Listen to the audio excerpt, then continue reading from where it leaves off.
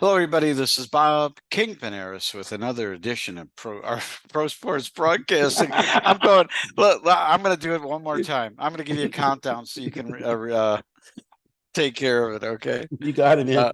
Uh, 3, 2, 1. Hello, everybody. This is Bob Kingpin Harris with another edition of D-Backs Weekly Inside the Game. And you can see on the screen over here is my broadcast partner, Brian Cano, Sr.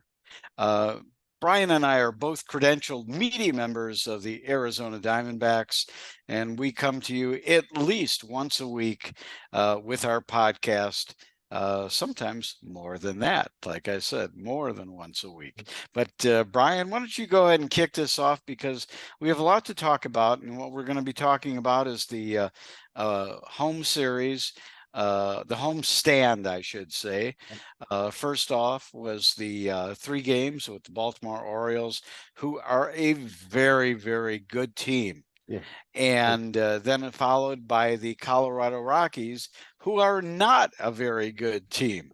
So with that, Brian, I'll let you start it off. Thanks, Bob. It's last time we had a opportunity to engage with the fans was during our live broadcast at Enchiladas out in North Phoenix off of 17th in Glendale, and that was before Labor Day. But the D-backs did, like you said, they came on September 1st, and they had a homestand starting with the Baltimore Orioles, which I thought they kicked off with a good win, 4-2 against a good team. I said to myself, well, the D-backs are playing in a pretty good division, and the AL East is not, they're good, but I don't know if they can compete in the same with the Dodgers and but you know what? Let me say this much: the Orioles are for real. They've got good pitching, they've got good hitting, they've got team speed, they've got good outfield, they've got everything I think they need to be successful at the next level. But they put it to the D-backs 7-3 on Saturday and 8-5 on Sunday to win that series. And again, against the Orioles, I expected the D-backs being in this wild card race to be a little more competitive, Bob. That's just me. I'm just a competitive guy. I mean, I know it's a cliche and people have heard it everywhere, but I enjoy winning so much. I hate losing, but I don't know what it is about me, but I would rather win. I can't even explain it, Bob, how I feel. But I'll tell you what, I know what it is to be competitive, and I expect to win when I compete, and I don't know if I saw that against the Orioles for the last 2 games out of the D-backs. Some of the things that I saw, but anyway, then of course they started on Labor Day with the Colorado Rockies, and we both talked about that and expected them to sweep that series, frankly. And winning the first game again 4-2, I thought it was a pretty good victory, but at the same time wasn't as impressive as I thought they could be. And then that, sure enough, it carried over into the Tuesday night game where there was one of the worst losses I've ever. 3-2, and we're going to talk about this. Right. We're going to talk about it, and then obviously yesterday, they come back, and then and Alec Thomas has a phenomenal day. 5 RBIs, hits home run, and team plays well. And then of course with the Ahmed DFA, we'll talk some about that. But Bob, what are your thoughts on the Orioles? And then the Rockies, man. What do you want to talk about? Because there's a lot to talk about. First of all, what I want to talk about the Baltimore series is I watched that Baltimore team. Many people are comparing this year's Diamondbacks to last year's Orioles, who were in it most of the season, and in the last 2 weeks they fell out of playoff contention. And I could see why people do that. They have again a younger team that play really, really good. And if the Diamondbacks turn out to be the Orioles next year, we are going to have a fun season. Yeah. But the thing is I think the Orioles did what they had to do. They took 2 out of 3. They're a good team. You mentioned the division in which they play in. They play in a good division. I mean, the Yankees have been horrible this year. The Blue Jays are decent. And listen, Tampa Bay is really good.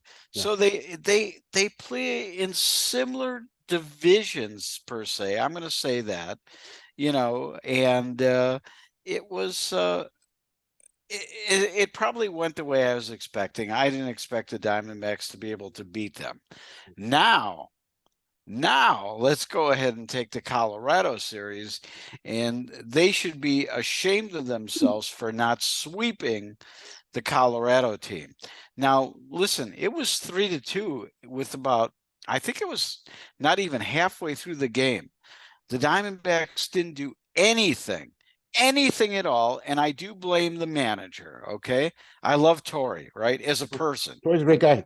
As a person, Yeah. okay, I don't think he's managing great right now. Okay, I don't think he's doing it. I think he's leaving pitchers in a little bit too long. You're in a pennant race. Everything matters. Every win matters. There's only like, maybe I have this right. There's only like 19 or 20 games left in the year right now. I mean, listen. It's under 25, that's for sure, Bob. Oh, it's under 25. Yeah. So, well, that falls back in line with what we do. You know, you and I, again, I think we spoke about this off the air, but I want to bring it up briefly. Yeah, we're stats guys, we're field guys, and you know, we're field guys, right? We have been talking in the past, and you can confirm that by listening to some of our podcasts about the importance of team chemistry and how sometimes we felt Carson Kelly and even Nick Ahmed to an extent were creating some issues, you know, with the team. And you've been chiming about Nick Ahmed, you know, maybe being played less or you know, not being DFA'd, but at the same time being out of the lineup, you know. And so with that, I think that's that feeling that some of us have, an intuitiveness. Right. Your stats don't match. The stats don't match up, and then it forces some managers, in my opinion, anyway, to keep people on the team a little longer than maybe they would if they would just went with their heart, you know. Right. And with that, they did make the decisions to we'll talk about that as well a little bit more. But that was that loss that they had on Tuesday was deflating, and then to be down, was it 4 or 5-1? Yes, they were down. They were down 5-1 yesterday. I almost got sick.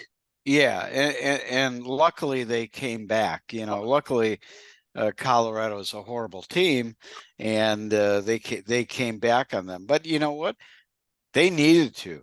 If they would have lost that game, they may as well hang it up right now.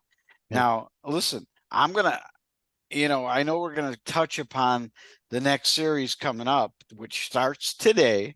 Today is Thursday, and what's it today? The 7th of August. September, pivotal series. September, August. September already. September, baby. And the thing is, what do they need to do against the Cubs? Here's what they need to do, and then I'll tell you what I feel what's going to happen.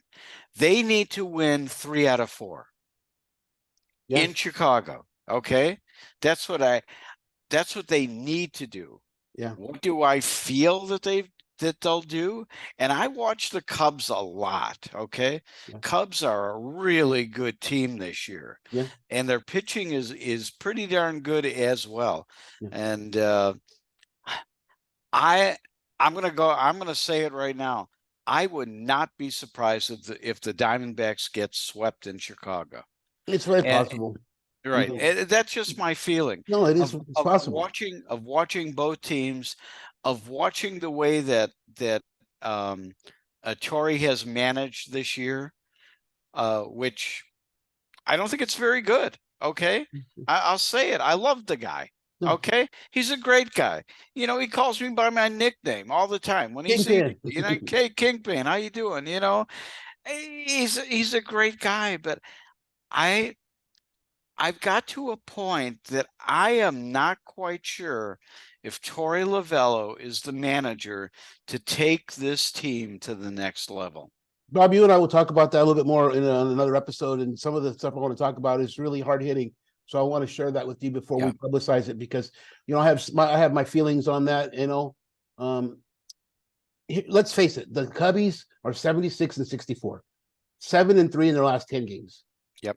They're hitting the ball well. They're doing everything it takes to win. They're doing the little things well. They're going to be a shoe-in for the wild card. I think the Phillies have secured their spot as well, 77-62. They're 5 games ahead of the D-backs right now in the wild card. So as you were saying, if they don't win 2 out of 4, 3 out of 4 in this series, 3 out of 4. I mean, let's face it. I mean, the Miami Marlins have come out of nowhere. Now they're third in the wild. Sit right behind the Cubs at 72-67. They're also winners of 7 of their last 10 games.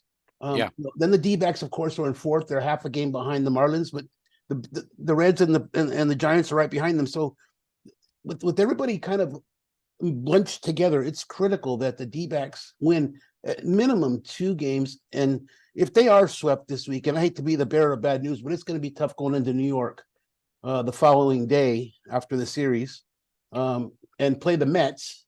I believe they play a series with the New York Mets right after the Cubbies. So with that being said, it could be either you go into that series fighting for that wild card spot, or you go into that series, like, I hate to say it, but like the Padres, just kind of showing up these days, and that's not something that I would consider to be competitive. And I heard Coach Strami in a press conference talk about competitiveness once, and I don't know how that correlates to this specific team, or he's talking about pitching, or he's talking about individual players. But I know that word competitive in a bigger picture, it's to me anyway, it means heart. Do you have the heart to be competitive when it's tough? Right. Are you showing us everything that you have all the time? And I'm not going to question any of the D-backs players. I'll let their record speak for itself. And again, we're not homers, but I certainly enjoy watching D-backs baseball. And I certainly want to cover them in the playoffs. But the way things are going at this point in time, it doesn't bode well for the D-backs to not be playing at a level where they can easily sweep the Rockies before heading into this type of road trip. So I hope I wish them the best. And frankly, without Nick Ahmed on the team, they're bringing up Jordan Lawler. They may have added something to the team which nobody has seen.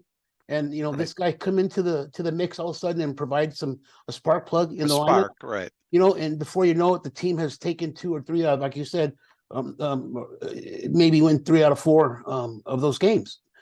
It's yet to be seen, but right. Well, let's the thing is, though, Lawler might provide a spark, but the thing is, Torey keeps on talking about how you want to play meaningful games in September. Well, Torey, here we are. Yeah. Here we are. How come your boys aren't jacked up? How come they're not out there hustling their fucking ass off? And I'm sorry I swore today, but you know what? I'm pissed. Yeah. I am really angry because, listen, you were a coach, and if your guys weren't out there hustling, and they weren't playing the way that you thought, you were up their ass. Okay. And the thing is, I still don't see it from Torey. Okay. Love the guy, but come on. No, I mean, you are knocking at the door. You can make it. Well, Bob, I'd be throwing crap around the goddamn freaking clubhouse on that 3-2 freaking loss. That was ugly, man. I mean, it's not only that, but to have, I think what you are illustrating to me anyway is very similar to the energy that I feel when I'm at the ballpark sometimes, with the lack of crowd energy, the lack of crowd period. 11,000 fans yesterday, 12,000 the day before.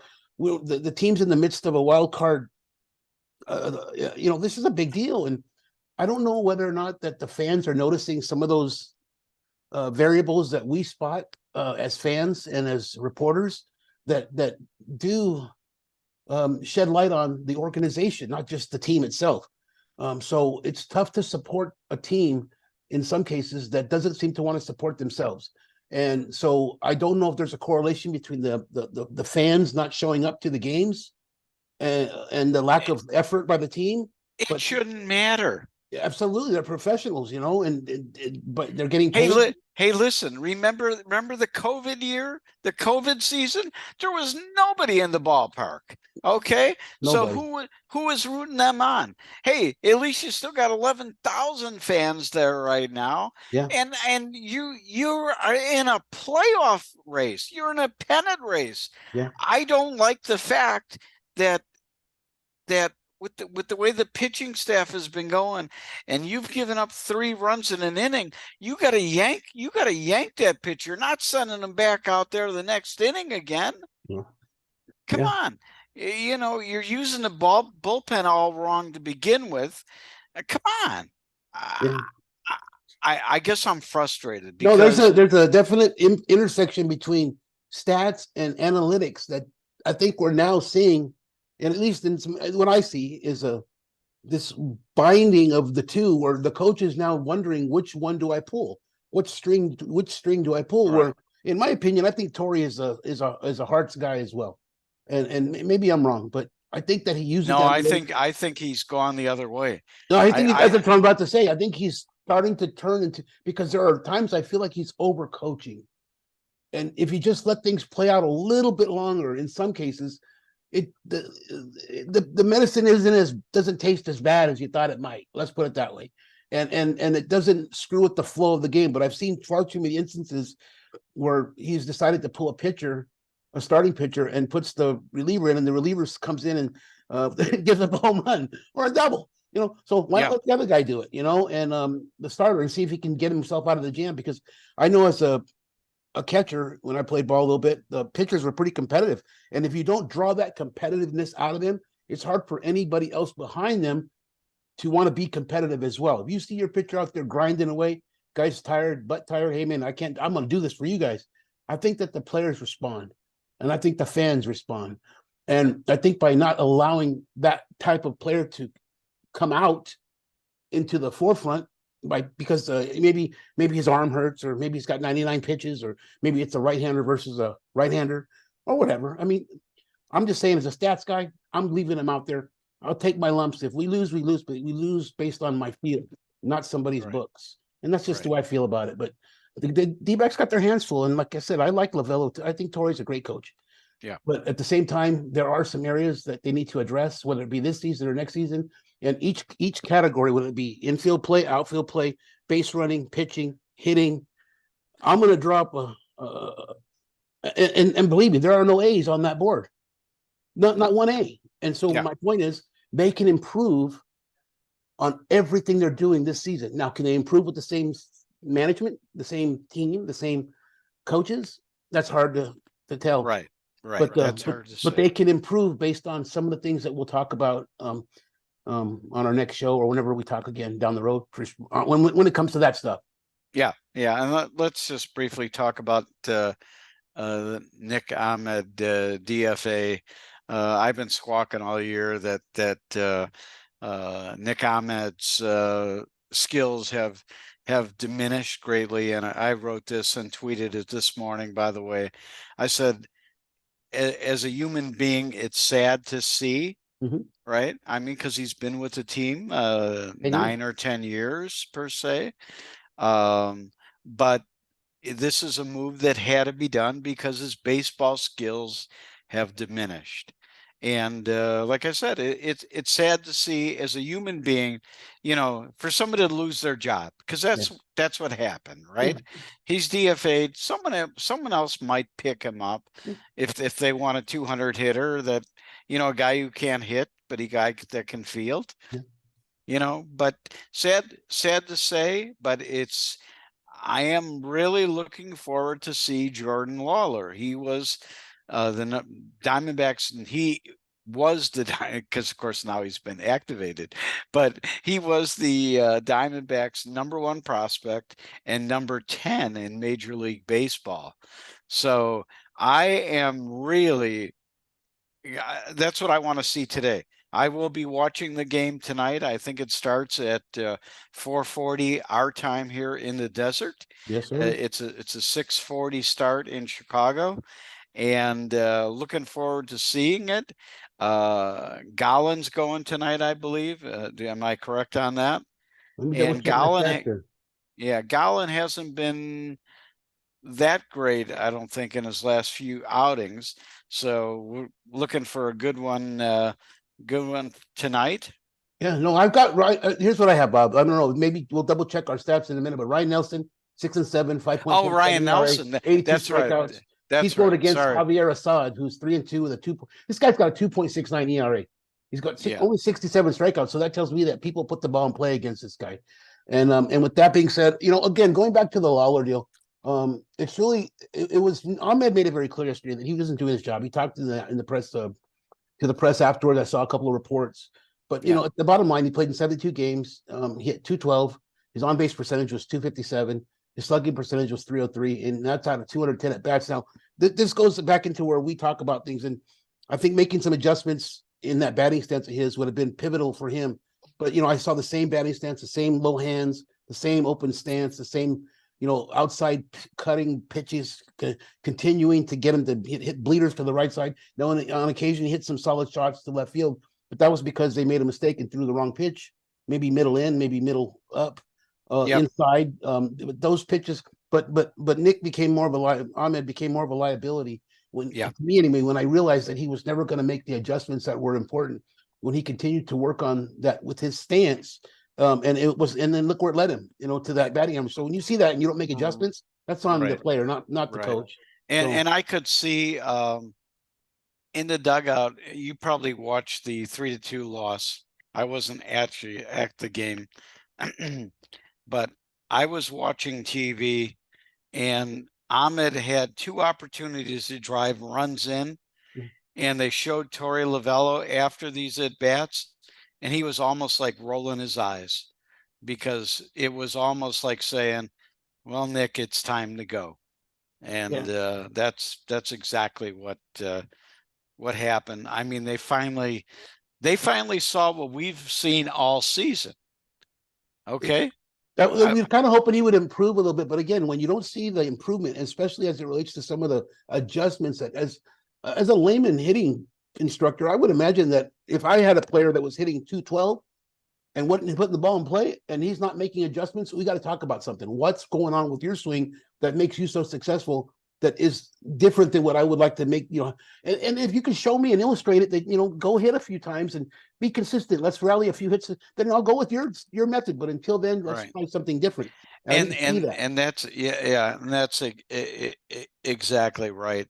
You nailed it right there. You talked about maybe adjusting with the hitting stance and everything else, but I haven't seen much out of our hitting coaches this year. I think if anything's going to happen at the end of this year, both hitting coaches will be gone. Yeah. No, in a bigger picture, Bob, I try to be very careful with some of the things I say, but at the same time, I think is like you hear me, you can tell what I'm saying. That when it comes to making those adjustments, it boils down to the hitting coaches, and if they don't notice those, or if they're not able to communicate their philosophy to the player and have it illustrated on the field, that's tough. It's got to be tough because, like I said, Torey can only do so much as the manager. He can put him on the field. He can use his analytics. He can use his heart. But if the players don't respond and they're not able to compete at the level that they're currently at, and I know they can, they've done it, but can they sustain it? I don't know. And it may just be because of the way, the styles. It could be managerial styles, could be individual. It could be the bench coach. It could be the infield, the outfield coach. It could be the hitting coach. It could be a number of different things. But at the end of the day, it's tough to look in the mirror and question, where can I get better and how can I do that? And in baseball, when you DFA a guy like Nick Ahmed and then you cut a guy like Baumgartner and you do the same with Carson Kelly, it's only fair to say that the D-backs will do what it takes, I think, in my opinion, to make the team better. And sometimes that includes changing coaches. So we'll have to wait and see on that one. Right. We will see. Well, I hope they win tonight, Bob. I'm going to watch the game with you. They got like I said, they're on the Marlins. I can't believe the Marlins. The Marlins fields for that third place in the wild card. And frankly, I'm hoping they can pull it off. So we'll see. We'll see. Exactly. You want to wrap it up, Bob? You want me to wrap it up? It's all good, man. I tell you, I've had a long week, man. This has been tough this week. Okay, we're making it. We're going to make it. Then I'll wrap it up. Well, everybody, thanks so much for joining us today. This is Bob Kingpin Harris for my partner, Brian Cano Sr. We shall see you next time here on D-Backs Weekly Inside the Game.